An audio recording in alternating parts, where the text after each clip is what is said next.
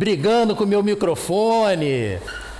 Muito bom estar de volta aqui à casa do Senhor. Bom dia você que está aqui, que enfrentou a chuva, né? E veio ter esse momento conosco, momento de adoração ao Senhor, dia, primeiro domingo do mês, dia de compartilharmos da ceia do Senhor, nos lembrarmos de tudo que Ele fez por nós, que Jesus fez por nós. E é em nome do nosso Senhor Jesus Cristo que eu clamo agora ao Pai, que o Espírito esteja nos conduzindo nesse momento de adoração, que o Espírito esteja abrindo os nossos corações e abrindo os nossos olhos, para que possamos enxergar aquilo que o Senhor quer que enxerguemos. Pai amado, faz cair as escamas dos olhos daqueles que estão cegos, daqueles que estão perdidos, Senhor, que estão em trevas, meu Pai. Nos ajude, Senhor, a enxergar claramente a Tua vontade para as nossas vidas e a Tua vontade para esta igreja. Conduza-nos, Senhor, pelas Tuas misericórdias, numa adoração que seja agradável a Ti. Coloca os nossos olhos fixos na cruz do Teu Filho Jesus e que possamos assim ver aquilo que o Senhor quer que vejamos. Em nome de Jesus. Amém. Vamos adorar ao Senhor.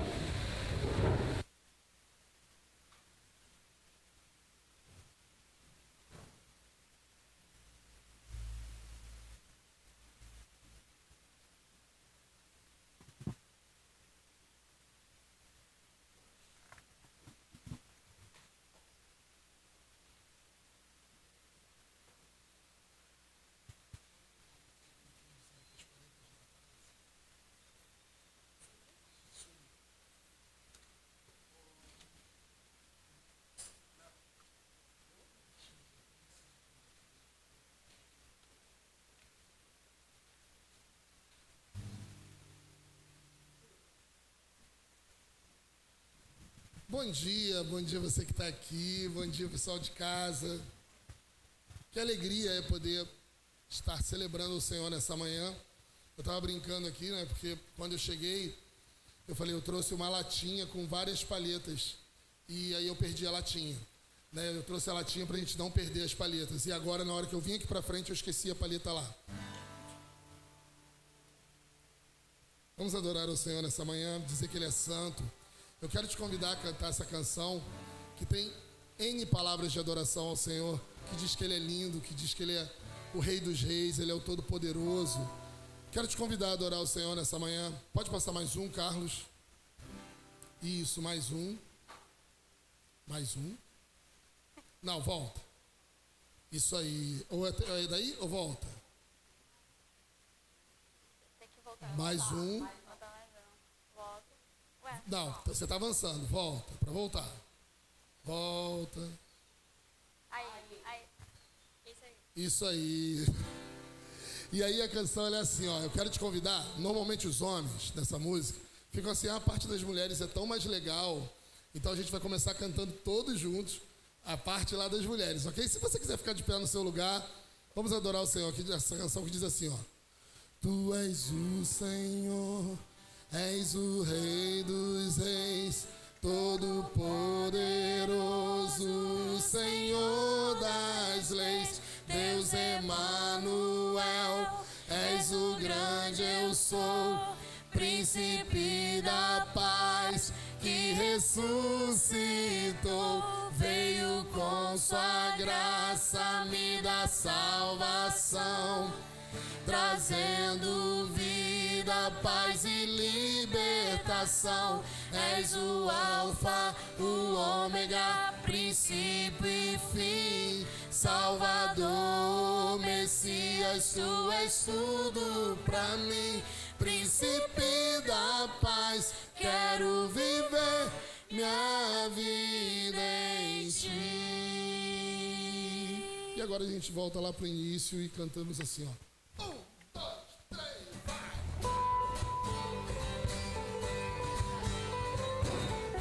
As palmas. Tchau.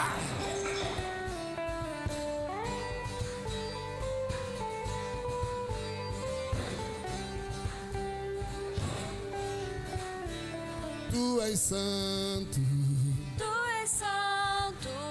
poderoso, tu és digno, de todo louvor, seguirei teus caminhos,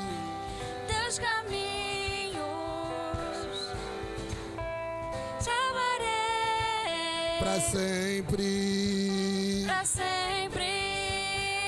E eu canto e louvo ao Rei que é digno. E eu danço, me prostro. Príncipe da paz que ressuscitou, veio com sua graça me dá salvação, trazendo vida, paz e libertação. És o Alfa, o Ômega, princípio e fim, Salvador, Messias, tu és tudo pra mim. Príncipe da paz, quero viver minha vida em ti.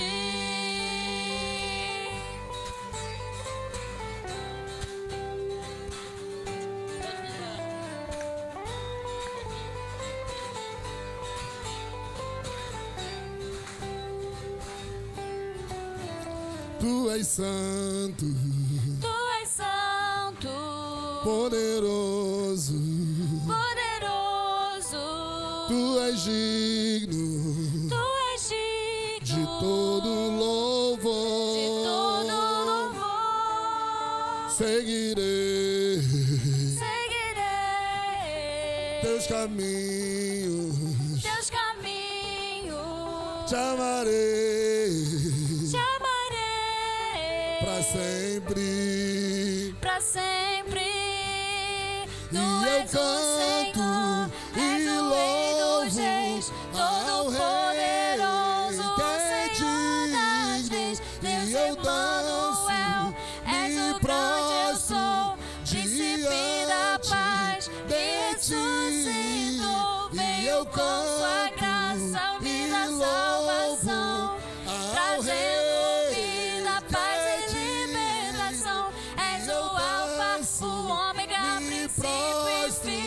Salvador, Messias, tu és tudo pra mim.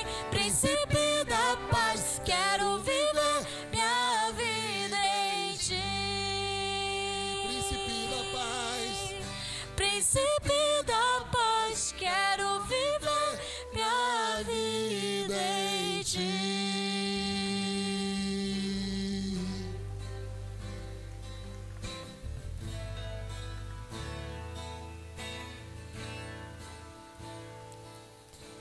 Cristo, Deus bendito, Verbo vivo, o Emmanuel,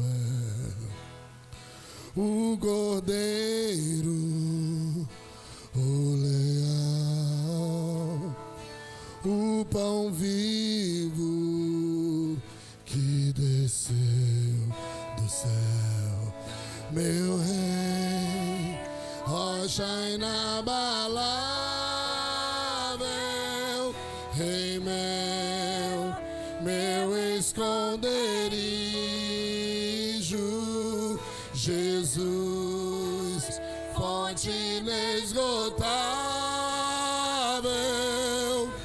glória ao Rei dos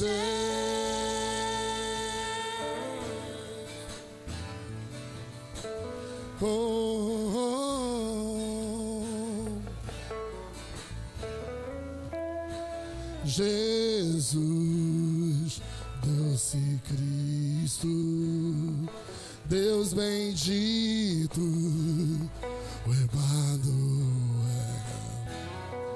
o Cordeiro, o leal, o pão vivo que meu rei, rocha inabalável, rei meu esconderijo, Jesus, fonte inesgotável, glória ao rei dos dias que toda a terra, que toda a terra e todo ser rendam glória, que todo o céu e os anjos o adorem,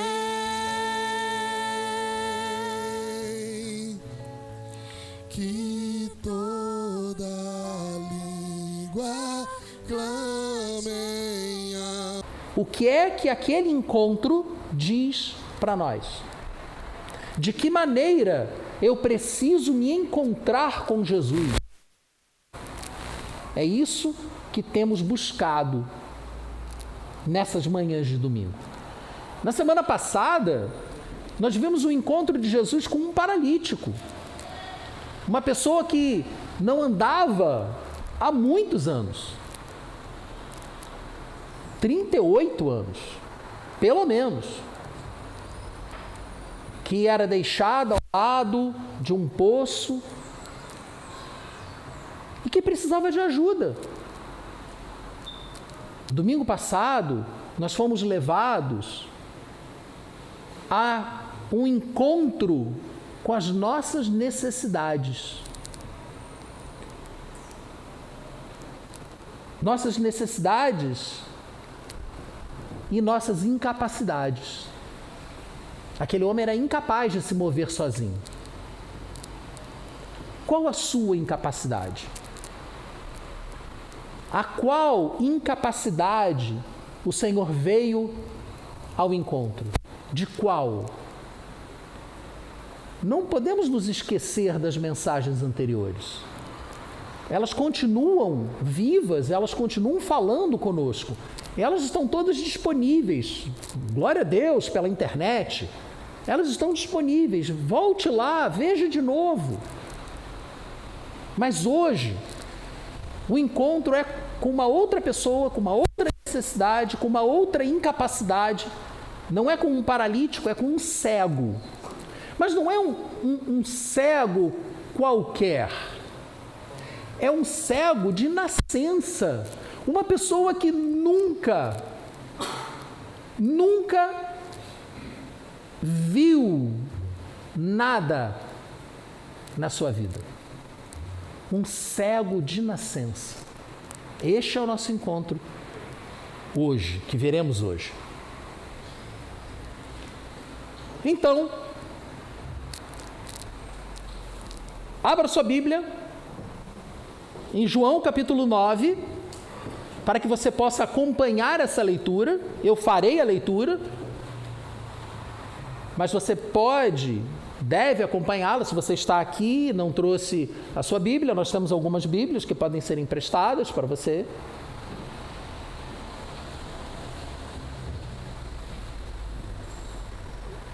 E hoje, já que o encontro é com uma pessoa, um deficiente visual, né, usando os eufemismos contemporâneos, a necessidade nitidamente é enxergar. E nós veremos exatamente isso. João, capítulo 9, versículo 1, diz assim: ao passar, Jesus viu um cego de nascença. Mas ao passar por onde? Ao passar vindo de onde? A contextualização do que nós leremos a partir de agora é importante, muito importante. Porque naqueles tempos ali de Jesus, estava havendo um grande debate teológico. Jesus criou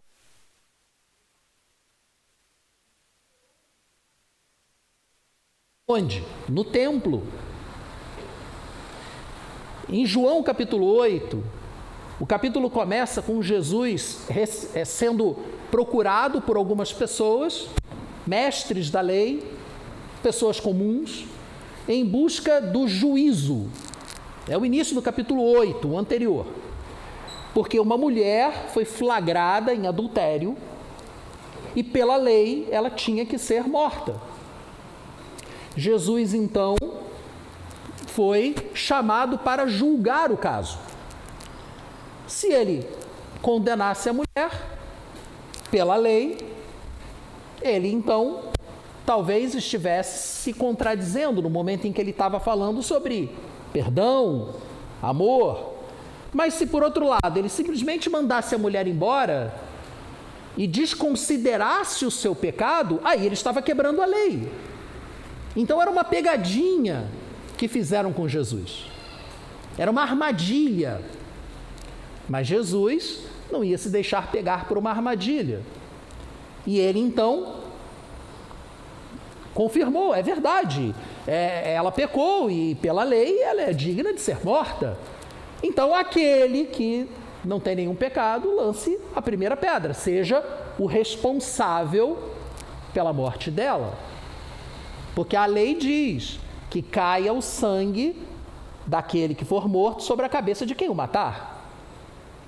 Então Jesus usou a própria lei para salvar a vida daquela mulher. Ele não quebrou a lei, ele usou a lei.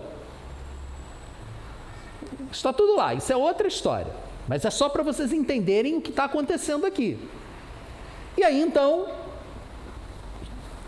confrontados com o seu próprio pecado, aquelas pessoas, aquelas testemunhas do pecado daquela mulher foram embora. E Jesus a mandou embora também, dizendo para ela: mulher, cadê os seus acusadores? Não sei, Senhor, eles foram embora. Então, eu não te condeno. Pode ir embora você também, mas não peques mais. Isso deixou todo o establishment muito tenso. E saindo dali, o texto diz que Jesus foi para o templo. E no templo, ele faz uma afirmação que gera uma polêmica imensa. Nós estamos vivendo tempos de grandes polêmicas, né? Teológicas.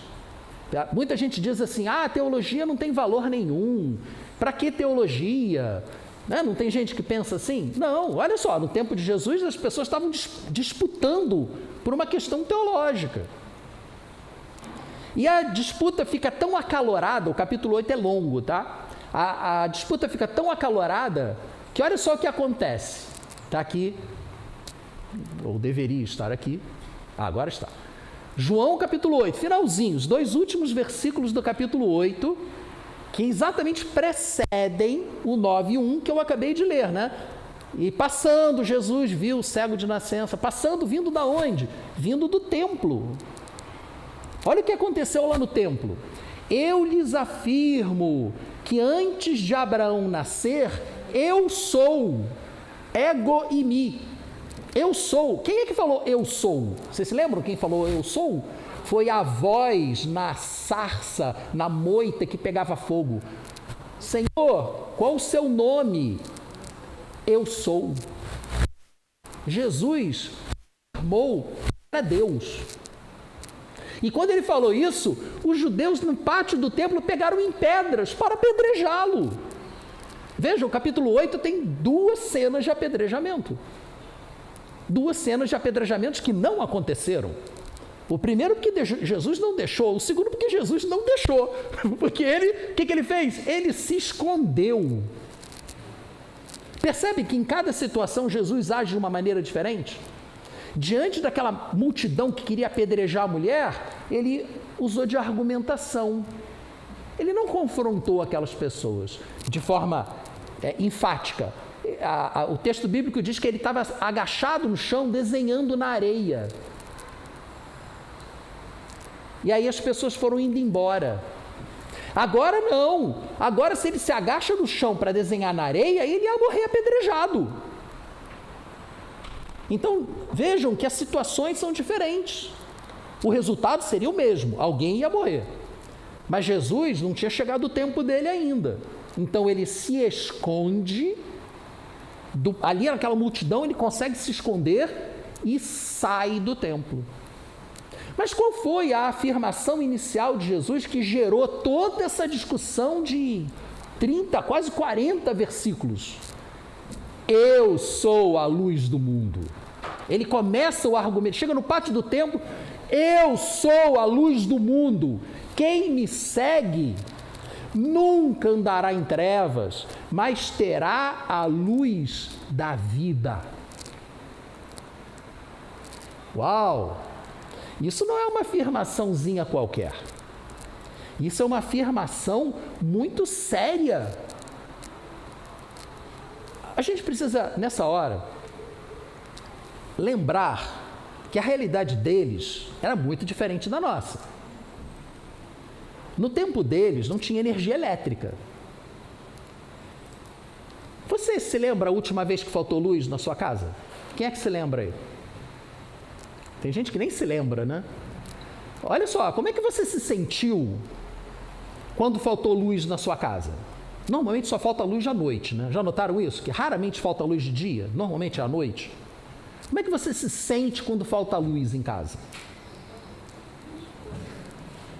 Aquelas pessoas não tinham luz elétrica, aquelas pessoas não tinham sequer lamparina de querosene. Era candeeiro de azeite. Era azeite naquela famosa lâmpada de Aladim, né? Azeite naquela lâmpada, uma mechazinha, o azeite ficava umedecendo a mecha que ficava queimando, fazendo fumaça e tudo mais. E era uma luz muito fraca. Então as pessoas durante a noite não trabalhavam. Durante a noite era para dormir.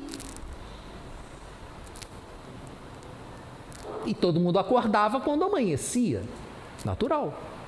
Né? O famoso acordar com as galinhas. Durante essa viagem aconteceu muito isso. Impressionante como a gente fica num hotel e tem galinha do lado. 6 horas da manhã, passarinho cantando. Pô, caraca. Eu quero dormir. Então, as pessoas acordavam até antes das 6 horas. Com os pássaros, com as galinhas, etc. E de noite não, nada. E aí vem toda uma discussão que foge à questão aqui. O fato é que Jesus estava no templo, fez essa afirmação que está aqui. E aí uma discussão teológica profunda aconteceu, que depois você pode ler em casa, e que finalmente fez com que o pessoal pegasse em pé. Ele no final disse, eu sou. Aí quando ele disse isso, foi a gota d'água e todo mundo pegou pedras para matá-lo. E ele saiu. E ao sair, teve aquele encontro com... Ele disse, eu sou a luz do mundo. É uma realidade que provavelmente vocês nunca viveram. Hoje, já nem é mais tão tenebroso assim. Mas quando eu comecei a minha vida de oficial de marinha, nós já tínhamos radar, nós já tínhamos uma série de equipamentos eletrônicos para nos auxiliar na navegação. Mas nós não tínhamos GPS. E nem sempre o radar funcionava muito bem. Então, nem sempre a gente sabia onde estava. E o radar tem um alcance, né? Então, quando um marinheiro está se aproximando de terra, ele sabe, ele sente, ele percebe à noite, né? De dia não tem graça, né? Aí você está se aproximando de terra à noite. Gente, quando você está se aproximando de terra, está ficando mais raso. E se está ficando mais raso, o teu navio pode bater no fundo. E se bater no fundo, você vai afundar. Então, o momento mais perigoso da navegação é quando você se aproxima de terra à noite. Por isso que em todos os pontos focais mais importantes de aproximação de terra tem um farol para avisar para você que ali tem um perigo. Olha, que lindo um farol, que lindo nada, tem um perigo ali. Não tem nada de lindo nisso. Farol de Cabo Frio. Quantos navios bateram ali na ilha de Cabo Frio? E morre gente. Quando bate, morre gente. Então ele chega e diz: eu sou a luz do mundo. Eu estou aqui para ajudá-los a enxergar o seu caminho quando vocês estiverem em trevas. Para que vocês não batam em pedras escondidas debaixo d'água e não afundem e não morram. Essa é a afirmação de Jesus. Mas o que é que aquele cego tem a ver com isso? Vamos ver. João 9, capítulo 2. Então, capítulo 1, capítulo 9, versículo 1, nós já lemos. Ao passar, Jesus viu um cego de nascença. 2. Seus discípulos lhe perguntaram: mestre, quem pecou? Este homem ou seus pais, para que ele nascesse cego? Disse Jesus: nem ele, nem seus pais pecaram, mas isso aconteceu para que a obra de Deus se manifestasse na vida dele. Vejam, nós somos obcecados com as causas, né? Por que isso está acontecendo comigo? Por quê? Por quê? Por quê? E os discípulos de Jesus perguntaram: por que esse homem é cego, teologicamente falando? É fruto do pecado dele ou fruto do pecado dos pais dele? É a lógica que existia naquele tempo. Que uma pessoa doente ou uma pessoa com uma deficiência física, aquilo era fruto do pecado. Era a visão que eles tinham. E aí, ele vira e diz para eles: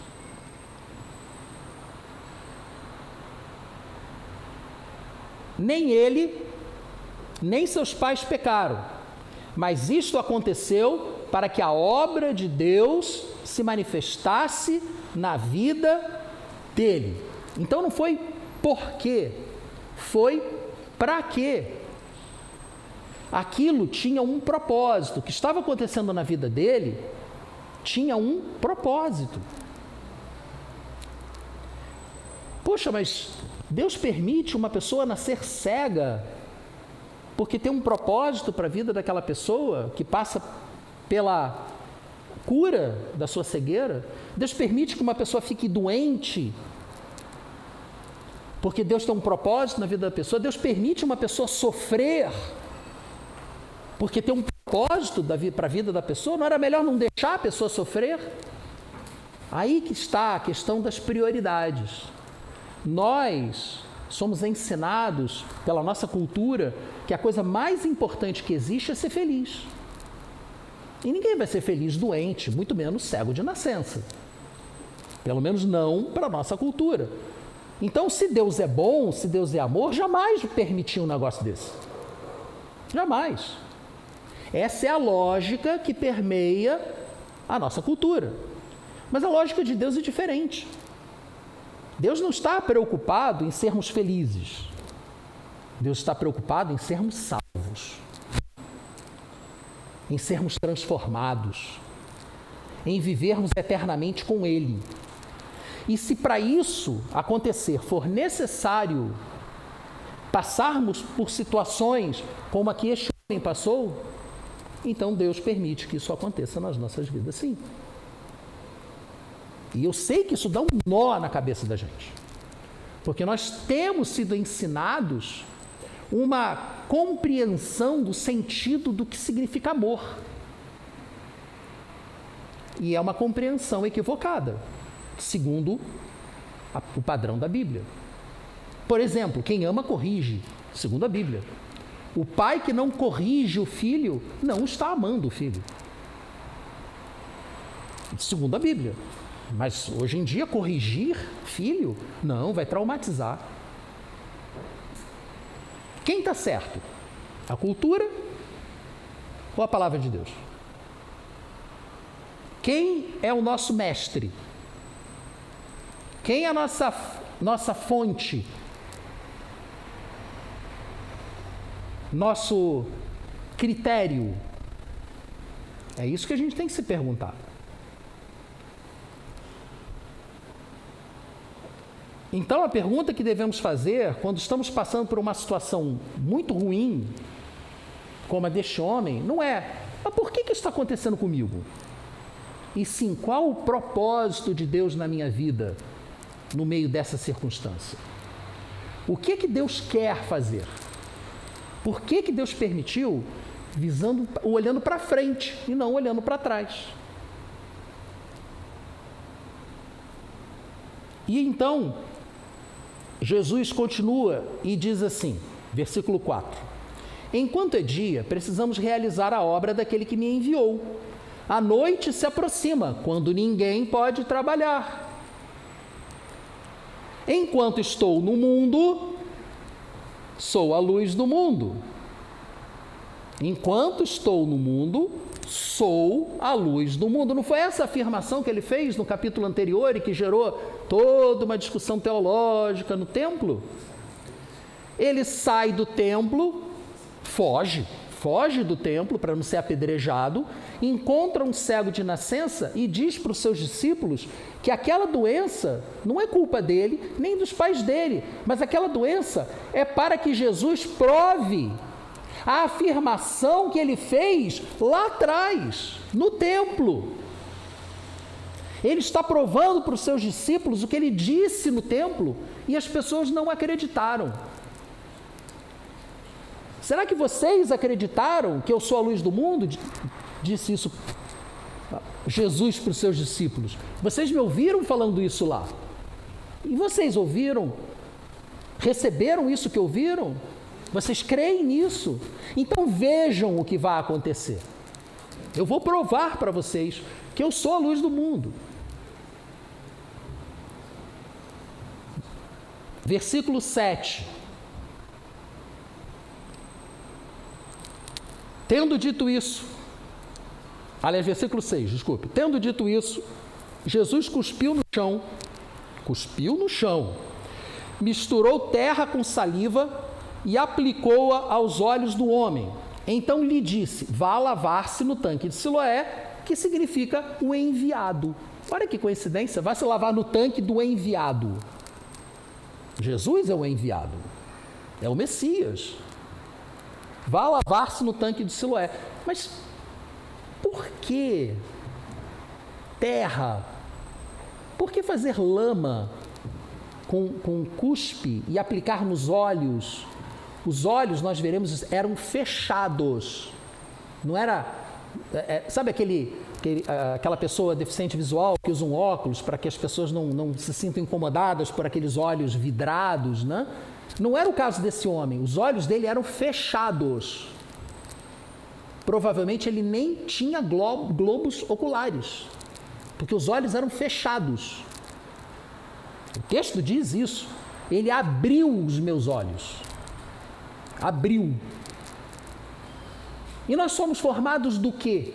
Então, se ele não possuía globo ocular tinha que aparecer.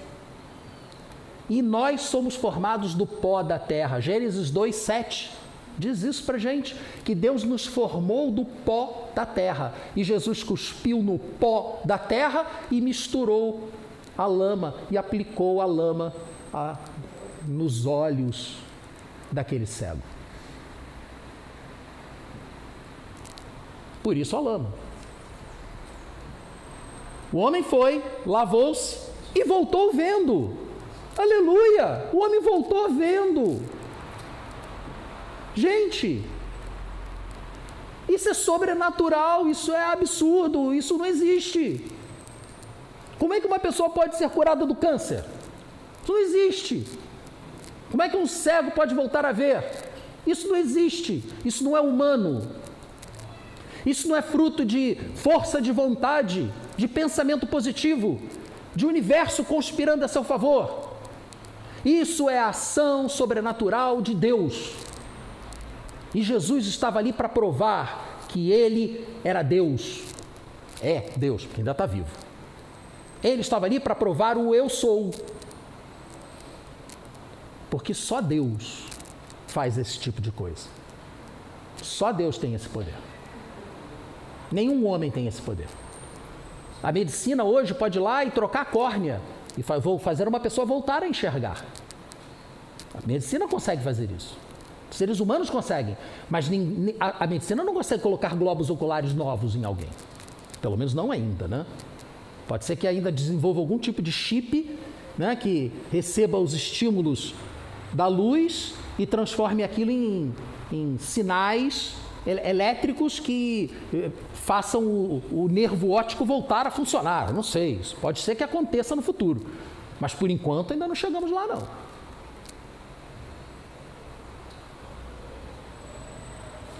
Versículo 8, seus vizinhos e os que anteriormente o tinham visto mendigando perguntaram, não é esse o mesmo homem que costumava ficar sentado mendigando? Não é o cego mendigo? Alguns afirmavam que eram, outros diziam, não, apenas se parece com ele, que absurdo, aquele cara era cego, esse aqui tem vista, né? Não, se parece com ele, mas não é ele não. Mas aí ele mesmo insistia, sou eu mesmo, gente, sou eu.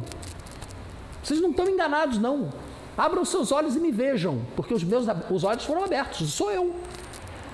As pessoas não acreditavam, nem no que viam. Aquele milagre foi tão absurdo, tão fantástico, que nem vendo as pessoas acreditavam. Não foi assim que aconteceu com Tomé? Que disse que não bastava ver Jesus, ele tinha que tocar em Jesus? Nós somos assim. Isso é normal. O normal é esse. Infelizmente. E aí as pessoas perguntavam, natural. Então, como foram abertos os seus olhos? Interrogavam eles. E ele respondeu, o homem chamado Jesus misturou terra com saliva. Alguém deve ter contado para ele, né? Porque ele não viu isso, certamente ele não viu. Colocou-a nos meus olhos e me disse que fosse lavar-me em Siloé. Fui, lavei-me e agora vejo. E eles lhe perguntaram, onde está esse homem? Não sei. Quando voltei, ele não estava mais lá. Não sei. Não vi o homem. Percebem? Esse cego de nascença curado não tinha visto Jesus, porque ele foi se lavar e quando voltou para os seus. Ele foi para casa. Ele não foi para onde estava Jesus. Os seus vizinhos, aqueles que o reconheceram, eram aqueles que moravam próximos dele. E aí, olha só que interessante, versículo 13. Os vizinhos levaram aquele homem aos fariseus, porque era sábado, o dia em que Jesus tinha misturado terra com a saliva e aberto os olhos daquele homem. Então os fariseus também lhe perguntaram como ele recebera a visão. Olha só, gente, olha quantas vezes aquele homem teve que repetir a mesma coisa. Vocês percebem que as pessoas simplesmente não queriam acreditar? Porque se elas acreditassem que um milagre desse tamanho tinha acontecido, alguma coisa na vida delas teria que mudar. Então, quando nós somos confrontados com um milagre, quando nós somos confrontados com alguma situação que exige uma resposta da gente, a nossa tendência, cuidado com isso, a nossa tendência é não acreditar no que a gente está vendo. Ah, não, isso não está acontecendo. Não, isso não aconteceu. Não, eu não ouvi Deus falar isso comigo. Porque vai exigir alguma coisa da gente. E a gente não está muito disposto a abrir mão da nossa situação de conforto. Os fariseus também lhe perguntaram como receber a visão, e o homem respondeu, ele colocou uma mistura de terra com saliva nos meus olhos, eu me lavei e agora vejo. Mas alguns dos fariseus disseram, esse homem não é de Deus, pois não guarda o sábado. Mas outros lhe perguntavam, como pode um pecador fazer tais sinais miraculosos? E houve divisão entre eles. Então essa é a situação Tá, de novo a cisânia, de novo todo mundo dividido, quem é esse cara, por que ele fez isso? Lembrem-se que Jesus tinha discutido com essas mesmas pessoas, esses mesmos fariseus lá no templo antes de fazer o milagre. Então o pessoal já estava com muitas questões na cabeça e de repente chega essa notícia. É por isso que é importante a contextualização, você entender, não foi do nada. Já tinha havido uma disputa muito grande entre Jesus e os fariseus. E aí, de repente, chega um camarada falando, olha, um camarada que se diz chamar Jesus, colocou olhos de volta em mim aqui. Pronto, deu um nó na cabeça de todo mundo. 17. Tornaram, pois, a perguntar ao cego, que diz você a respeito dele? Foram os seus olhos que ele abriu. O homem respondeu, ele é um profeta. Ele é um homem de Deus. Os judeus não acreditaram que ele fora cego e havia sido curado. Então, mandaram buscar os pais do homem. Não é possível, isso não está acontecendo. Chama os pais do homem. 19. Então perguntaram, é este o teu filho, o qual vocês dizem que nasceu cego? Como ele pode ver agora? Vocês não estão mentindo, não? Vocês não estavam usando esse cara para ganhar dinheiro? Não, vai, confessa aí, fala a verdade. Como é que ele pode ver agora? Isso não existe. Responderam os pais, sabemos que ele é o nosso filho e que nasceu cego. Isso a gente tem como provar. Mas não sabemos como ele pode ver agora, ou quem lhe abriu os olhos. Perguntem a ele. Idade ele tem, falará por si mesmo. Perceberam que os pais tiraram o corpo fora? Tá doido? Vou entrar na reta aqui desses fariseus? E o próprio texto bíblico explica exatamente isso. Seus pais disseram isso porque tinham medo dos judeus, pois esses já haviam decidido que se alguém confessasse que Jesus era o Cristo, o Messias, o enviado, seria expulso da sinagoga. Foi por isso que seus pais disseram, idade ele tem, pergunte a ele. Pela segunda vez, chamaram o homem, perguntaram, foi gente lá e avisou. Olha, o cara era cego de nascença e passou a ver. Não acredito, chama o cara. Você era cego? Era. Voltou a ver? Voltei. Não, você está mentindo. Chama os pais do cara. O cara era cego? Era. Voltou a ver? Voltou. Como? Não sei, pergunta para ele. Chama o cara de novo. Gente, entrem no clima. Entrem no clima aqui. Que isso? É surreal. João se deu o trabalho. Gente, pergaminho era caro. João se deu o trabalho de escrever, de narrar isso detalhadamente. É para a gente ler. É para a gente entender o que está acontecendo. Porque o que está acontecendo aqui com esses fariseus acontece conosco. Quando Deus fala com a gente não quer acreditar. Ah, não é isso. Não pode ser. Não foi. Não foi. Pela segunda vez chamaram o homem que fora cego e lhe disseram, para a glória de Deus, diga a verdade, sabemos que este homem é um pecador. Estavam se referindo a Jesus. E aí o cego respondeu, não sei se ele é pecador ou não, mas uma coisa eu sei, eu era cego e eu agora vejo. Aleluia! Isso eu sei. Se ele é o Cristo, se ele era pecador, isso eu não sei. Mas o que eu sei, eu afirmo. Você pode dizer a mesma coisa? Você pode dizer a mesma coisa que esse homem? Que você era cego, que você estava perdido nas trevas, que você precisava de um farol para iluminar o teu caminho. Aliás, deixa eu lhe perguntar, você sabe onde você está? Hoje, agora. Pô, Leonardo, eu estou em casa. Não, eu estou aqui na rua São Clemente, 407, entrada pela Rua Martins Ferreira, número 8. Eu sei onde eu estou. Legal, mas eu estou me referindo à sua condição espiritual. Você sabe onde você está? ou você está com seus olhos fechados? Você reconhece a sua condição espiritual, ou você ainda continua vivendo como se Jesus nunca tivesse vindo à Terra, como se Ele não tivesse morrido por você, o que será representado aqui e relembrado por nós aqui na mesa da ceia? Qual a sua condição espiritual?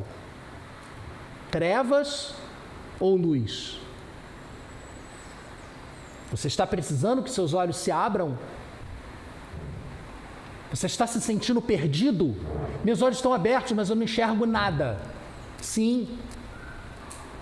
Quando eu era acordado para pegar o serviço às 4 horas da madrugada, o navio fica todo escuro, só com luzes vermelhas, para não ofuscar a gente. Quando você chega lá na chamada ponte de comando, que o nome correto é passadiço, você olha em volta e você não vê nada. Nada. Você não consegue enxergar nada. É a primeira coisa que eu fazia, eu olhava em volta assim e orava: Senhor, são só 4 horas, Senhor, me protege nessas 4 horas. Aí eu ia para o radar, metia a cara no radar e ficava ali: será que eu consegui enxergar alguma coisa? Aí pior, eu enxergava muitas coisas. Aí era pior ainda, porque eu olhava que tinha muita coisa na minha frente, eu olhava para fora e não via nada. Porque os infelizes dos pesqueiros andam asa apagada, escuro. Você sabe o que você, numa estrada escura, você dá de cara com um carro apagado na sua frente? Eu já passei por isso, não nessa viagem, graças a Deus. Já passei por isso, já passei de repente, o meu farol numa curva, o meu farol iluminou alguma coisa. Eu falei: tem alguma coisa aqui. Deu um golpe de direção. Era um cara de bicicleta, no meio da estrada. Eu ia jogar o cara para cima. Pior do que você saber que não vê, é você achar que vê, mas não vê. Qual a sua condição? Nós vamos orar por isso hoje. Nós vamos orar por isso hoje. Versículo 26, está acabando. Então lhe perguntaram, tem que acabar, né? Porque haja pergunta, né? De novo, o que ele fez? Como lhe abriu os olhos? De novo. Ele respondeu. Olha, agora o cara virou irônico, hein? O cara começou a ficar... Olha o que ele respondeu. Eu já lhes disse e vocês não me deram ouvidos. Ele fez uma brincadeira. Eu era cego e vocês são surdos. Vocês não me ouviram? Porque eu já falei para vocês. Será que vocês são surdos? Vocês não me ouviram. Por que querem ouvir outra vez? Acaso vocês também querem ser discípulos dele? O cara resolveu partir para a ironia. Pô, vocês estão perguntando tanto, né? Vocês estão querendo também. Olha a reação. Então lhe insultaram e disseram: discípulo dele é você. Nós somos discípulos de Moisés. Sabemos que Deus falou a Moisés, mas quanto a este, não sabemos nem de onde ele vem. Mas o homem respondeu: ora, isso é extraordinário. Vocês não sabem de onde ele vem. Contudo, ele abriu os meus olhos.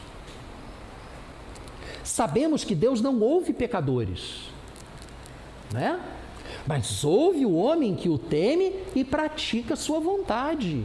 Ninguém jamais ouviu que os olhos de um cego de nascença tivessem sido abertos. Ninguém ouviu falar sobre isso. Isso é inédito. O que aconteceu comigo é inédito. Se esse homem não fosse de Deus, não poderia fazer coisa alguma. Gente, o mendigo cego de nascença deu uma lição de teologia para os sacerdotes, que era exatamente o que os sacerdotes não queriam ouvir. Eles não aceitavam o ego e eu sou. Não queriam aceitar isso. E Deus utilizou aquela realidade terrível de uma pessoa que nasce sem a visão para demonstrar que ele era o que dizia que era. Deus em forma humana, com o poder de Deus para trazer à existência coisas que não existiam, como os olhos daquele homem, de terra, lama feita com cuspe. Esse é o nosso Deus. Aqueles líderes teriam que abrir mão de todo um conjunto de verdades estabelecidas, de toda uma cosmovisão, para aceitarem a verdade radical da divindade de Jesus. Eles não estavam dispostos a mudar sua vida tanto assim. Um desses homens, Saulo de Tarso, também ficou cego. Quando foi confrontado com a luz de Deus, eu sou a luz do mundo, ele ficou cego. E teve que ser guiado pela mão. E aí, quando oraram por ele, as escamas caíram dos seus olhos. Quando nós somos confrontados com a luz de Deus, pode acontecer de perdermos as nossas referências e ficarmos cegos, ficarmos desorientados e precisarmos nos deixar guiar pela mão até podermos compreender o que aconteceu conosco. Isso pode estar acontecendo com você. Talvez você tenha recebido o impacto da presença de Deus na sua vida e isso tenha te desorientado. Ué, mas eu pensava, se ele é a luz do mundo, por que agora eu estou mais desorientado do que estava antes? Porque é necessário, num primeiro momento, pode ser necessário, num primeiro momento, você, já que a mudança de paradigma é uma coisa tão grande na sua vida, que você tem que ser guiado pela mão. Como foi Paulo. Não posso generalizar, não acontece com todo mundo. Mas Paulo era tão convicto daquilo que ele acreditava, que a conversão dele foi uma coisa realmente impactante. Nem todos são tão convictos assim do engano em que vivem. No fundo, percebem que tem alguma coisa errada. E quando entram em contato com Jesus e aquela escuridão se ilumina e passam a enxergar, rapidamente percebem o caminho que devem seguir. Cada caso é um caso. Nós vamos orar por você, para que você seja conduzido pelo Espírito Santo conforme o seu caso. Porque o Espírito Santo trata a cada um de nós individualmente, particularmente. Que ironia, não é? O homem falou isso, disse que ninguém jamais ouviu que os olhos de um cego de nascença tivessem sido abertos. Se esse homem não fosse Deus, não poderia fazer coisa alguma. Diante disso, versículo 34, eles responderam: você nasceu cheio de pecado. Aquela ideia de que se ele nasceu cego, é porque ele nasceu com pecado. Era um fruto do pecado. Você nasceu cheio de pecado. Como tem a ousadia de nos ensinar? E o expulsaram. A prova do poder transformador de Deus foi expulsa da presença daquele que quer continuar nas trevas. Não queira continuar nas trevas. Não expulse o mensageiro de Deus, que vem lhe mostrar o poder de Deus para transformar a sua vida. Não expulse essa pessoa.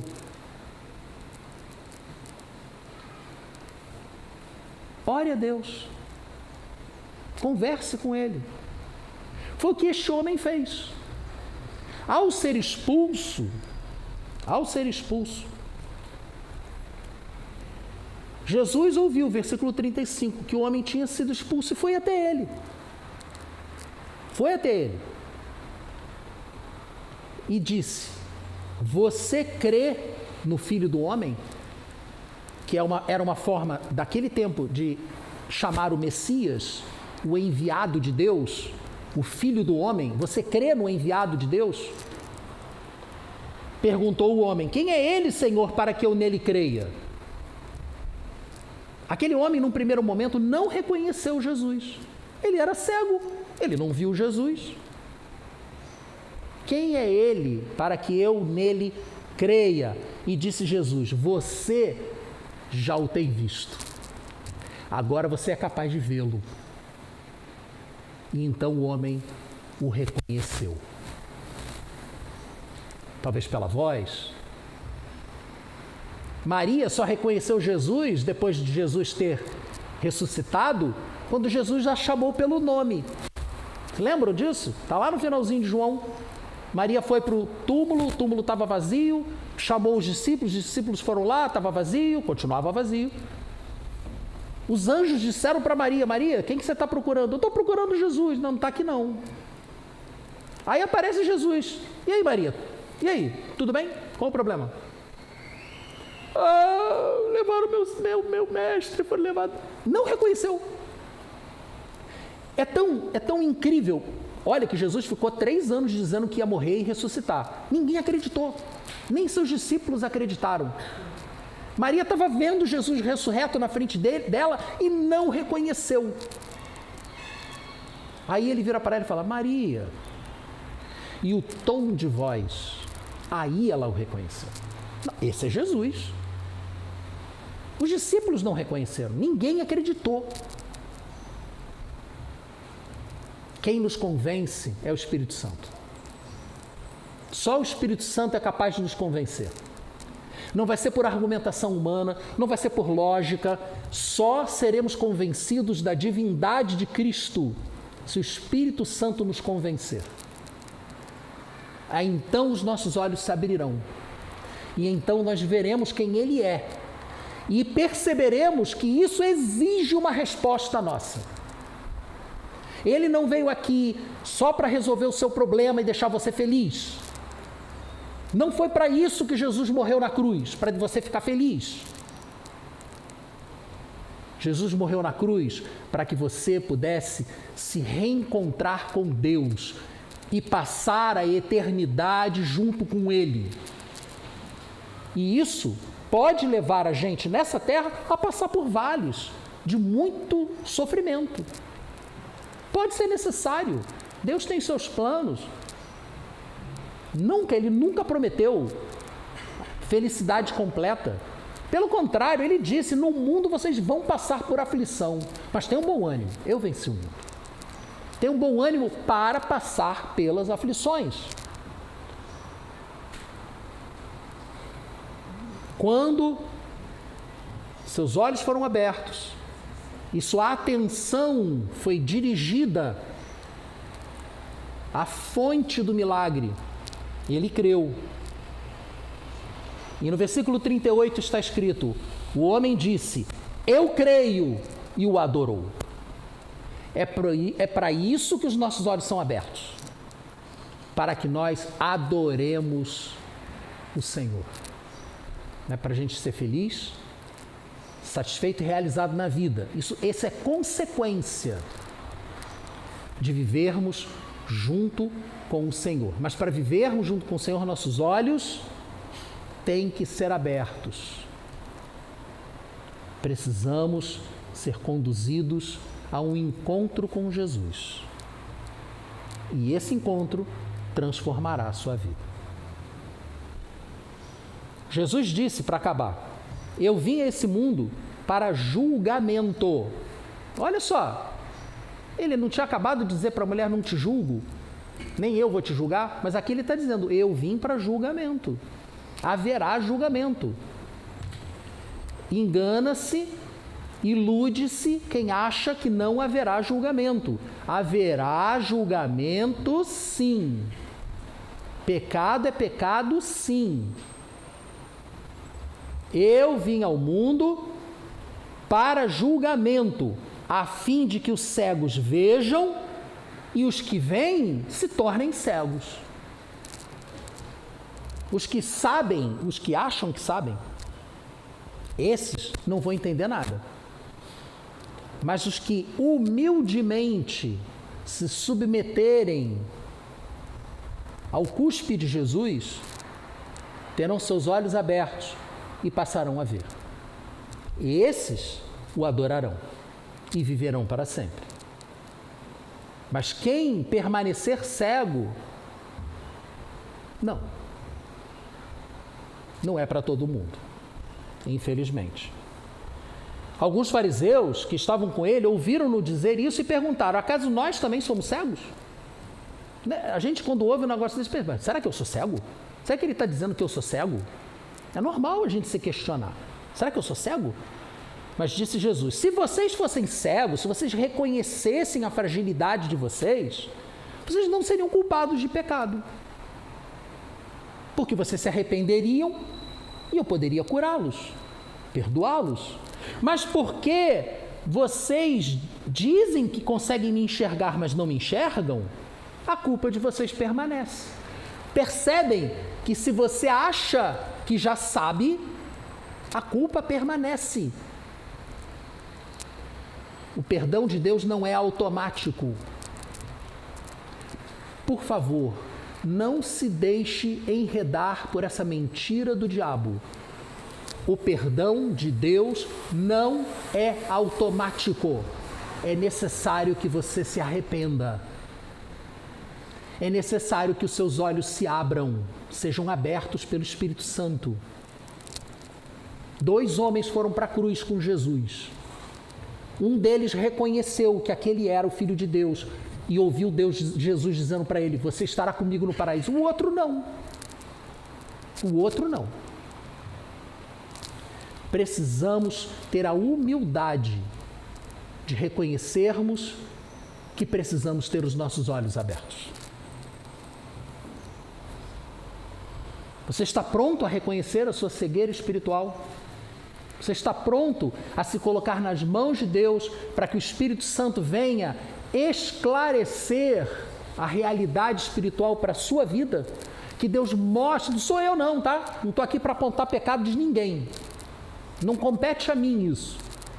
Mas compete ao Espírito Santo de Deus. Porque é Ele que nos convence do pecado, da justiça e do juízo. Pecado tem pecado sim, justiça, Deus é justo e não vai passar pano. Usei, eu não queria usar essa frase. Passou, desculpe. Não vai deixar passar em branco.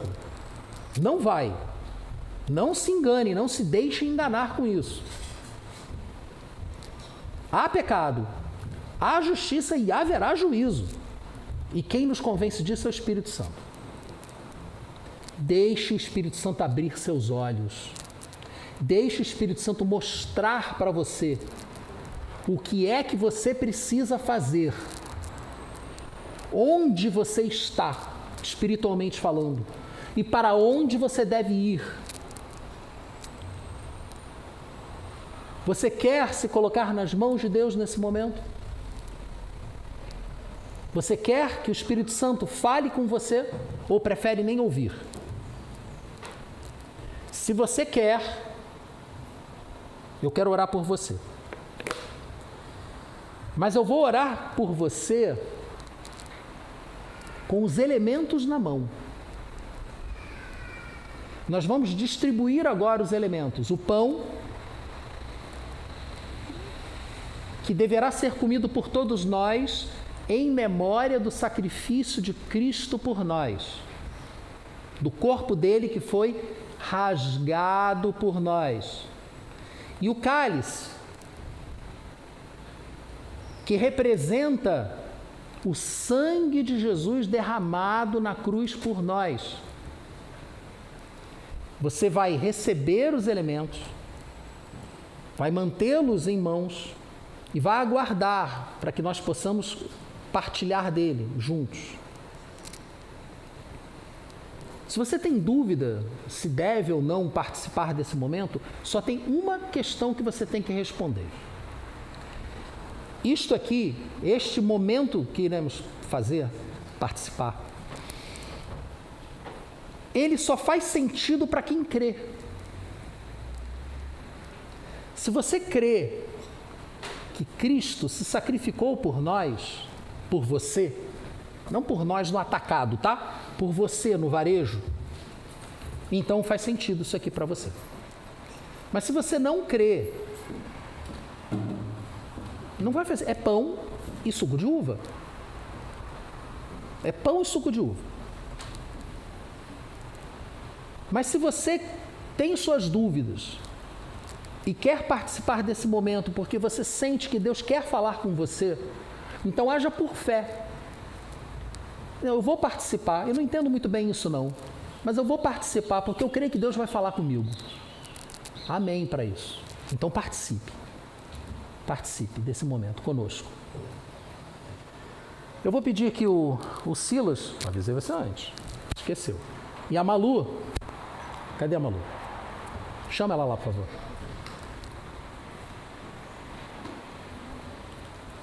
Então, Carla, avança.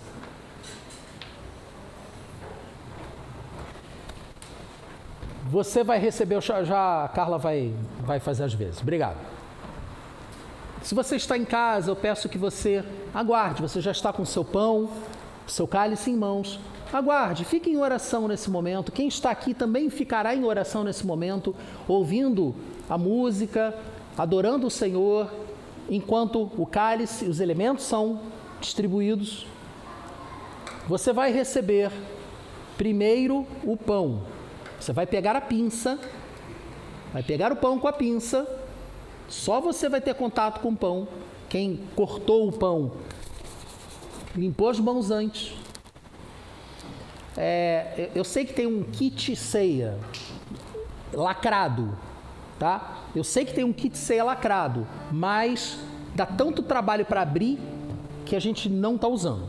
Então a pessoa foi lá, higienizou as mãos, partiu o pão. Vejam, não sou eu que vou partir. Está higienizado. Então você vai pegar com a pinça o seu pedaço de pão, devolver a pinça e aí você vai pegar o cálice. Tem que ser nessa ordem, senão não funciona. Não é espiritual não funciona na prática, tá? Então você segura os dois e aí aguarde até que todos tenhamos recebido. Vamos orar juntos e então iremos participar juntos desse momento. Pão primeiro.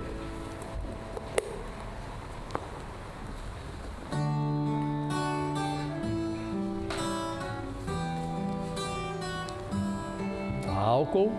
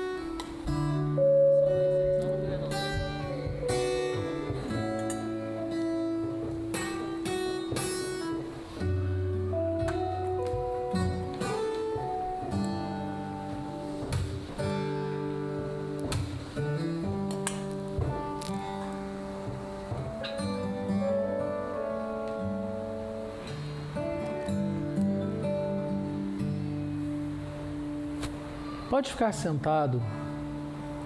E você que está em casa agora, com o pão e o cálice em mãos, vamos clamar ao Senhor. Pai amado,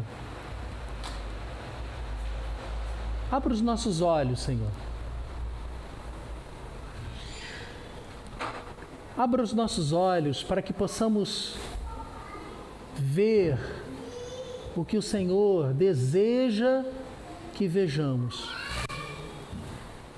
Lança, Senhor, a tua luz sobre as trevas da cultura deste mundo, para que sejamos guiados pela tua luz, como a luz de um farol, no meio da escuridão do mar, a nos mostrar os perigos ocultos, dos quais precisamos desviar, nos mostrar o caminho, iluminar ao próprio Cristo, que é luz e também é caminho. Peço, Senhor, que com esses elementos em mãos, que nos recordam o sacrifício supremo de Cristo, de não apenas abrir mão da sua vida, mas abrir mão da vida sem merecer a morte, sem pecado algum, sem jamais ter quebrado a lei de Deus. Ainda assim, levou sobre si os nossos pecados. Senhor, abra os nossos olhos para que possamos ver do que fomos perdoados. Não permita que o inimigo nos engane e achemos que nada fizemos, que não temos nada do que nos arrepender. Que o teu Espírito, Senhor, venha nos convencer do nosso pecado e assim abrir os nossos olhos. Mas ao mesmo tempo, fruto da prova que esses elementos apresentam para nós, também nos convencer do perdão de Deus. Aleluia.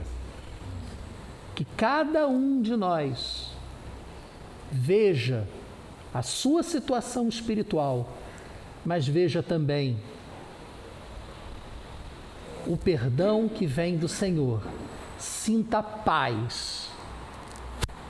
Uma paz que não depende das circunstâncias. A paz do Senhor que Ele nos deu. Entregue ao Senhor a sua vida. Reforce nesse momento essa entrega.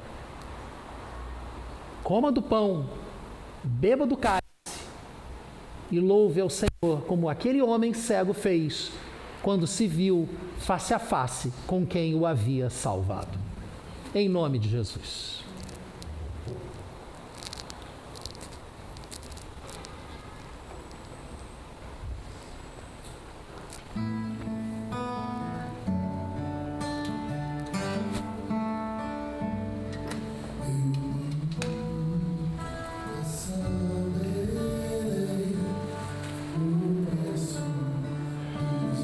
Fique em pé, vamos adorar o Senhor.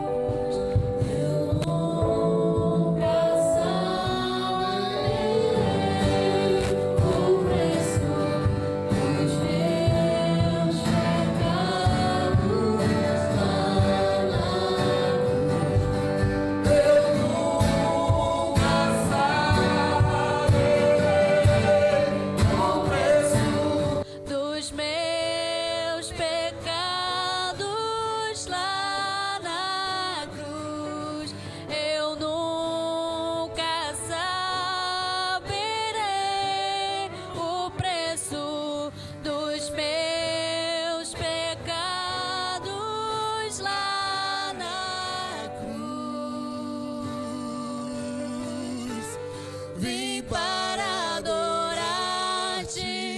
vim para prostrar-me, vim para dizer que és meu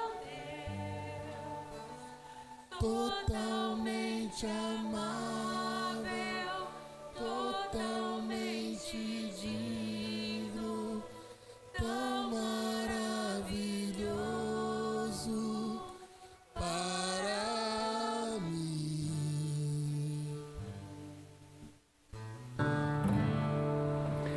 Pode se sentar. Esse é o nosso momento de devolução.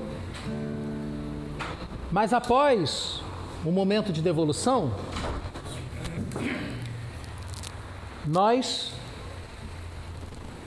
após o momento de devolução, nós continuaremos aqui. Porque enquanto estávamos viajando, eu e Alba, conversando, nós sentimos o desejo de tornar mais pessoal esse momento da oração. Na igreja da qual participávamos antes de vir para a Orla Sul, era até um hábito. Ao final da celebração, as pessoas que queriam uma oração vinham para frente, ficavam, aguardavam o término daquele momento e ali acontecia uma oração mais pessoal.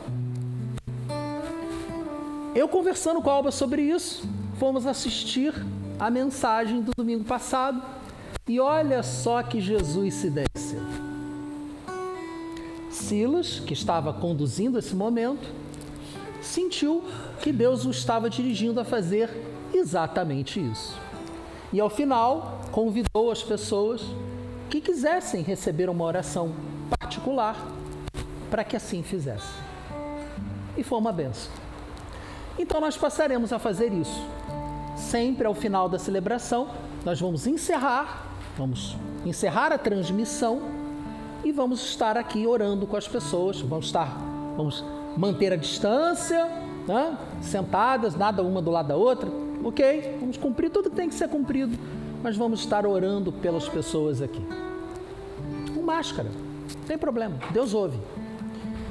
E as pessoas que não quiserem, vão para o momento do cafezinho. Tranquilo. Nesse momento de devolução, é importante que nós tenhamos esse momento, porque é nele que nós pedimos que você preencha o cartão, você que está aqui, preencha o cartão de conexão com seu endereço, com seu telefone, sua data de nascimento, para que a gente possa orar com você no seu aniversário. Preencha isso e nos entregue. Eu estou em casa. Manda por mensagem de WhatsApp. Está ali o número do nosso WhatsApp.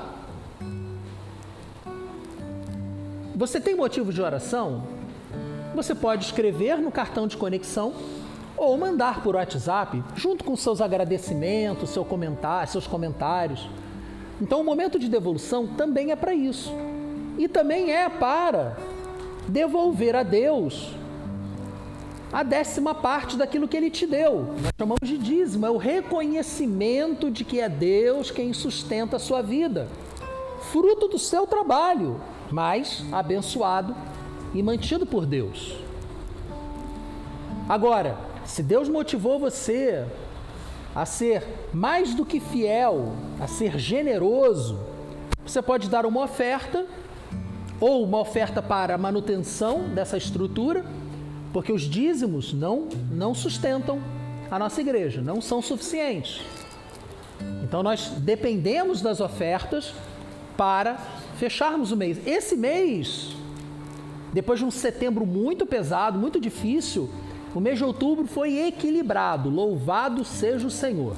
Louvado seja o Senhor. Foi praticamente 0-0. Deus tocou em corações, pessoas nos abençoaram com ofertas generosas e nós conseguimos fechar o mês. Louvado seja o Senhor e que Deus abençoe a sua vida abundantemente.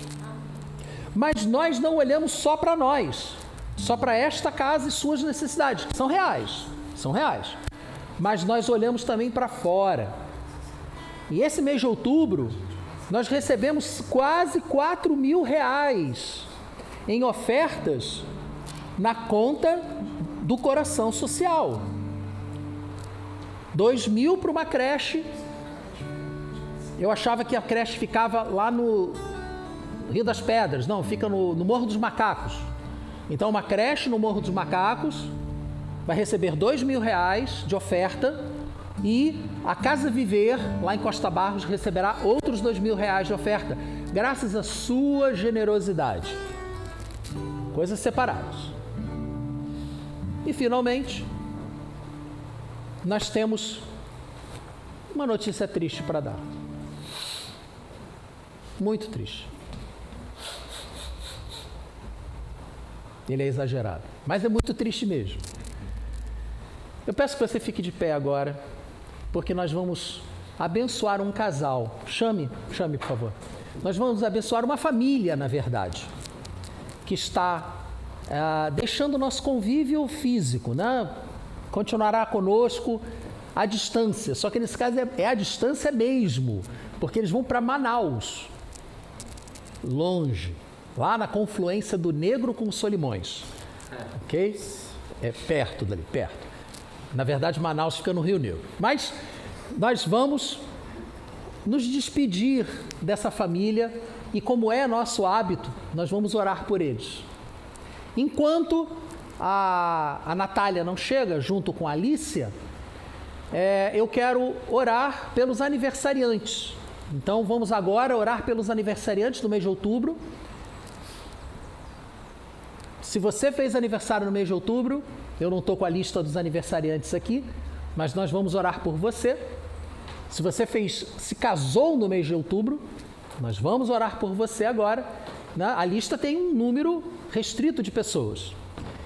E, em seguida, iremos orar pelos dízimos, pelas ofertas, orar pelos pedidos que foram apresentados para nós nos cartões de conexão. Vamos orar por tudo isso e, encerrando, oraremos pela família que está deixando aqui o nosso convívio. Aniversário de casamento eu sei que teve do André com a Eliane. Mais algum aniversário de casamento em outubro? Teve também do Sérgio e da Silvana. Então são 2 aniversários de casamento que eu tenho conhecimento. Tem outros, mas vamos orar por todos. E os aniversariantes de outubro: Márcia Senra, Afonso Gonçalves, Márcia Senra dia 4, Afonso Gonçalves dia 5, o Marcos Stilben Medeiros, marido da Adriana, dia 6, Ana Paula Moreira, dia 15, Rodrigo Otero, dia 17, o Azaf, filho do André, dia 21, e a Regina, mãe do Rodrigo, dia 31, ou seja, ontem. Então, essas são as pessoas que temos conhecimento, que fizeram aniversário no mês de outubro. Se você fez aniversário e seu nome não foi citado, nos avise, né? Para que a gente possa atualizar o cadastro. Então, vamos orar por essas pessoas. Por favor, já recebeu os... Então, e depois vamos recolher dízimos, ofertas, vamos orar por isso. E finalizaremos com a oração pela família que está nos deixando para abençoá-los. Pai amado, eu te agradeço, Senhor, pelo passar do tempo. Cada dia é uma nova bênção. Ao acordarmos, abrirmos nossos olhos, a primeira coisa que devemos fazer é louvar o Senhor por mais um dia. É um milagre, mas nós nem nos damos mais conta disso. Mas no dia do nosso aniversário, ou no dia do aniversário do nosso casamento, nós paramos e nos lembramos que um ano se passou. É um marco, Senhor. E eu te peço que esse marco fique registrado em nossas mentes e que teu Espírito nos ajude, a cada uma dessas pessoas que fez aniversário ou aniversário de casamento, os ajude a se lembrar de que até aqui nos ajudou o Senhor. Que seja como um marco de pedra, como foi o Ebenezer. Até aqui nos ajudou o Senhor. fale aos nossos corações, Senhor. Abençoa com saúde, com prosperidade. Abençoa com os teus olhos abertos, cada um desses aniversariantes, em nome de Jesus. Amém. Recolheu? Então, por favor, entreguem para ele seus pedidos de oração, seus envelopes, para que nós possamos agora orar por isto. Então vamos inverter, enquanto ele está fazendo isso. Natália, por favor. Alicia, cadê? Deixou ela, não quis vir. Não conseguiu, olha só, hein? Não conseguiu tirar a criança do Orla Kids. Não é uma bênção isso, gente? Então, O usual... vocês têm que ir na sola, gosta tanto de estar aqui. Aí ele apela, né? O usual é a criança ficar desesperada para ir embora. Ah, não, igreja. A igreja não. Aqui não, ao contrário. A criança chega assim, hoje é domingo. A gente não vai à igreja, não? Não é maravilhoso isso, gente? Só isso já faz valer todo o esforço que a gente tem para manter esse espaço aqui. Só a alegria das crianças em estarem juntas, sendo ensinadas nos caminhos do Senhor, já vale todo o nosso esforço. Então, estenda as mãos aqui para o casal. Entenda que a Alicia, a filhinha, está aqui representada com eles e vamos abençoá-los. Vamos enviá-los na paz do Senhor. Como eu vou chegar muito perto, então vou usar a máscara.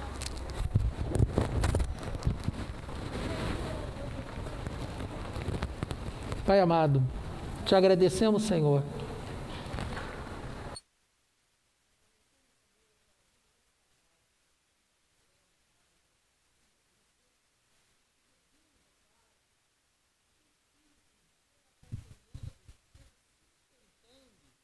Mais essa mudança em sua vida.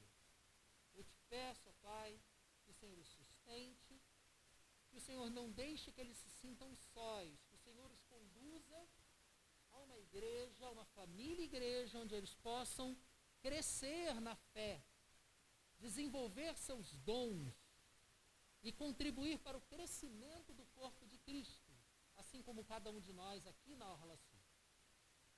Leva os teus filhos em paz. Cuida dessa mudança, Senhor, para que não haja problemas.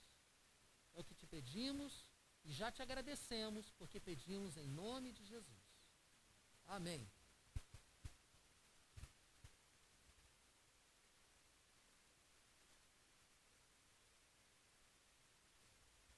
E para encerrar, já liguei de novo aqui.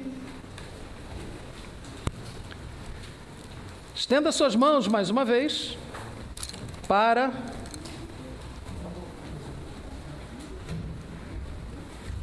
este cesto, que representa não apenas os pedidos, os envelopes aqui colocados, mas representa aquilo que você de casa está pedindo também, na sua mensagem para o WhatsApp. Pai amado, aqui estão, Senhor, as necessidades do teu povo. Eu te peço que o Senhor venha ao encontro de cada uma dessas necessidades. O Senhor já as conhece. Antes mesmo de vir o pedido à nossa boca, o Senhor já os conhecia e já está cuidando de cada detalhe da nossa vida. Mas eu te peço, eu apresento esse pedido aqui, diante do Senhor, diante dos teus filhos, para que fique claro que reconhecemos a tua soberania sobre a nossa vida, o teu senhorio sobre nós e a nossa dependência da ação do Senhor em todos os aspectos da nossa vida, emocional, material e espiritual. Que o Senhor nos abençoe, que o Senhor abençoe esses dízimos, essas ofertas, os recursos que estarão entrando em nossa conta ao longo dessa semana para fazermos frente aos diversos desafios que temos. Que o Senhor nos abençoe abundantemente para que possamos continuar abençoando os outros, segundo a tua vontade, em nome de Jesus. Amém. Amém. Bruno, por favor. Meus irmãos, que o amor de Deus Pai, a graça do nosso Senhor Jesus Cristo e a presença orientadora do Espírito Santo estejam com todos ao longo dessa semana, em nome de Jesus. Amém. Não está chovendo, graças a Deus, podemos compartilhar de um café, de um biscoito, e se você quiser uma oração pessoal, vem aqui para frente.